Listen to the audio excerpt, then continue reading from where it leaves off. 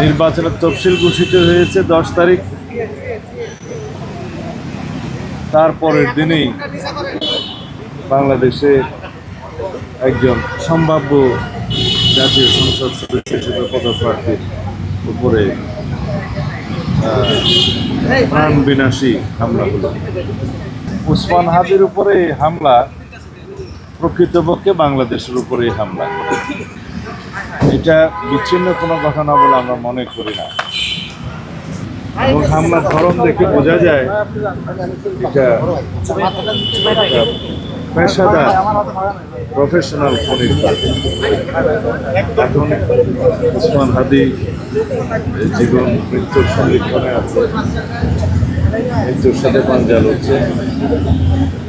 রব্বুল আলামিনের কাছে আমরা প্রার্থনা করি বাঁচিয়ে রাখেন, সুস্থ থাকেন। এই প্রেক্ষিতে আমাদের আলোচনা হলো আমরা ফ্যাসিবাদ বিরোধী জাতীয় ঐক্য অটুট রাখবো, সুদৃঢ় করব। আমাদের মধ্যে রাজনৈতিক বিতর্ক হতে পারে, সামনে নির্বাচন, বিভিন্ন রকমের রাজনৈতিক বিতর্ক হবে, কিন্তু আমরা ওই পর্যায়ে বিতর্ক করব না যাতে করে আমাদের ঐক্য বিনষ্ট হয়।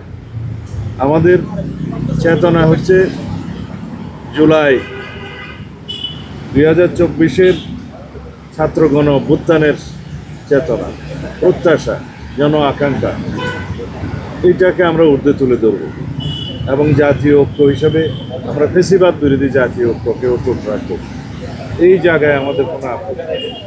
আমরা মনে করি নির্বাচনের এই সময়টায় যারা বাংলাদেশে নির্বাচন চায় না এবং নির্বাচনকে যারা একটি গণতন্ত্রের উত্তরণের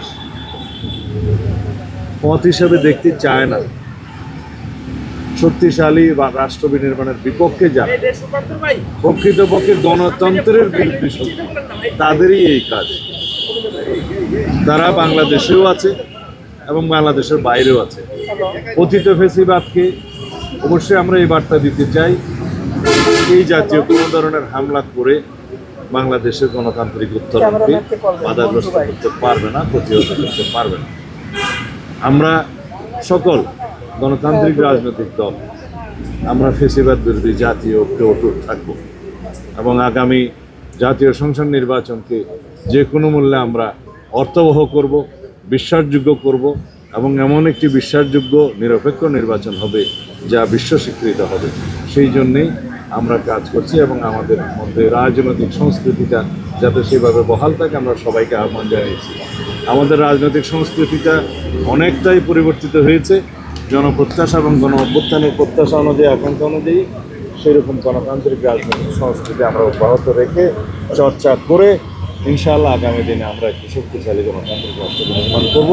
আমাদের এই গণতন্ত্রের উত্তরণের পথটাকে আমরা যেন আরও সহজ করতে পারি, সেজন্য সবার সহযোগিতা আহ্বান করছি আমরা।